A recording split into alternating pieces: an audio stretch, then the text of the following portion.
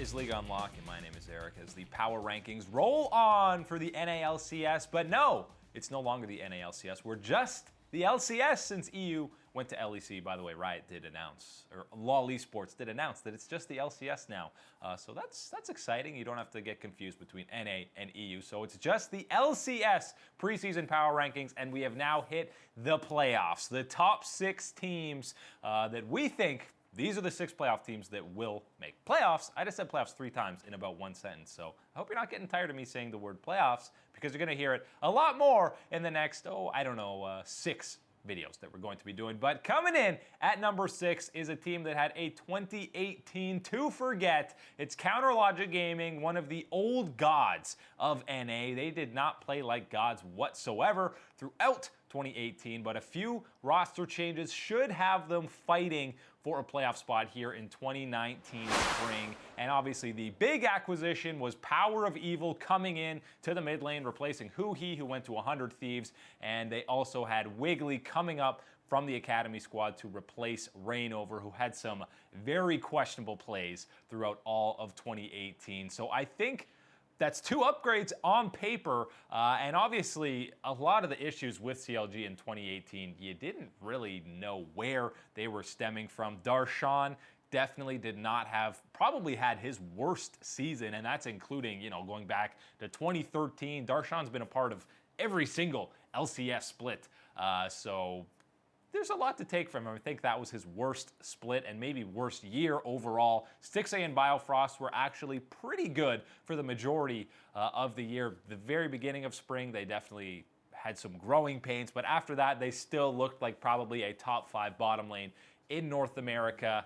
But yeah, 2018, they had some great games where they had win streaks. They were tied for first at 5-3 to start off the summer split, and things were looking great. They looked like they were rebounding from 2018, and then they went on an absolutely abysmal, disgusting 8-game losing streak before they finally brought the subs in week 9. And if you recall, that's when Wiggly popped off for 2 games and was basically his audition for the starting lineup here in 2019. And obviously he delivered, because CLG would eventually win their final 2 games. So I don't know how hyped to be about Wiggly. He looked great in 2 LCS games, obviously a tiny sample size, and he was one of the best junglers in the Academy League. So I do think he's going to be an upgrade over Reignover.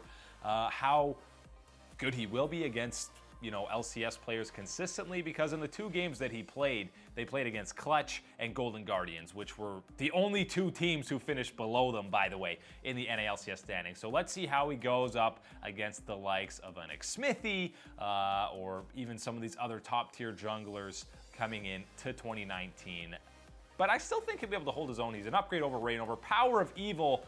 For Optic, he basically dragged that team to 1 game away from the playoffs, so it's going to be very interesting to see how the playstyle kind of shifts for CLG, because Huhi was one of the longest tenured members besides Darshan on that squad. They knew how he played. He was playing for his lanes at all times, just trying to get his teammates ahead. That's how he's played ever since he's played professionally. Power of Evil, totally different. He wants the resources funneled into him. He wants to be the featured carry on that squad, and he's shown throughout his career that when he does that, or when his teams are at their absolute best, and he still put up some ludicrous numbers on Optics. So we'll see how the numbers change from 2018 to 2019 for CLG with a brand new mid laner who plays a completely different play style, because the laning phase for CLG was actually pretty good last year, and they were getting some decent gold leads, but their late game numbers were some of the absolute worst amongst all teams in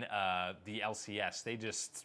I don't know if it was their macro. It was obviously communications they had that led to some less than flattering numbers through basically anything past 15 minutes that they were going to put up. It was not great. They still had a decent kill death, but anything around Baron, Dragon, even just rotations around the map, it was not solid.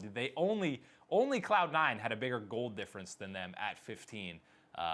So their early game was fine for the most part. Laning was great. The actually Reignover at that point was when he was at his peak. He had that stretch where he was getting first blood in 8 consecutive weeks or 8 consecutive games that he was actually dominating the early game. But then after that, the team just seemed to have no idea what to do in that mid to late game stretch. So we'll see if Wiggly and Power of Evil can kind of help, I don't know, patch up those issues. That's kind of where Optic actually thrived with PoE, because in these skirmishes, he was just picking people off left, right, and center, playing team fights almost perfectly. So maybe that's the main change that they need. I think PoE coming in is enough to push them over the playoff bubble and just beat out the likes of FlyQuest for one of those final playoff spots, because for PoE, this team is a whole lot better than that Optic roster. Stixxay and Biofrost, I think, are pretty big leaps from the likes of Arrow and Big.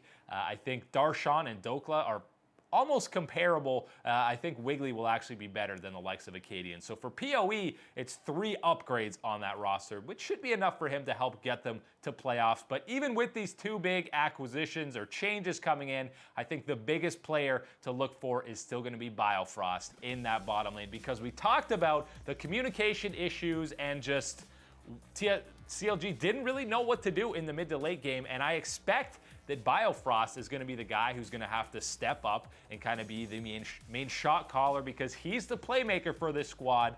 Any team that he's been on, even jumping back to his time on TSM, those teams were at their very best when he was on playmaking supports that could engage, get team fights started, and just really be the proactive team, be the aggressors. So they need to get back to that, and that was really when CLG had some of their win streaks when they were 5-3. Biofrost Bard is, along with Afro, probably the best in the league. I actually think Biofrost is better than Afro on that champion. So I love seeing his Bard. His Rakan is obviously fantastic, as we saw on TSM. Give him these playmakers, and really, how is he able to step into that shot calling kind of role? Because that was basically the reason TSM got rid of him. For 2018, they needed more vocal focus in that bottom lane. They needed the support to talk more and get things rolling for their squad. And that's something that Biofrost has started to step into in CLG, and I expect him to develop further in 2019. And he's going to have to if this team is going to find any success. The laning phase and stuff like that is one of the strongest points that CLG had as a bottom lane last year, but we're going to have to see Bio step up in a shot-calling way, in a big way, if they want to make playoffs in 2019.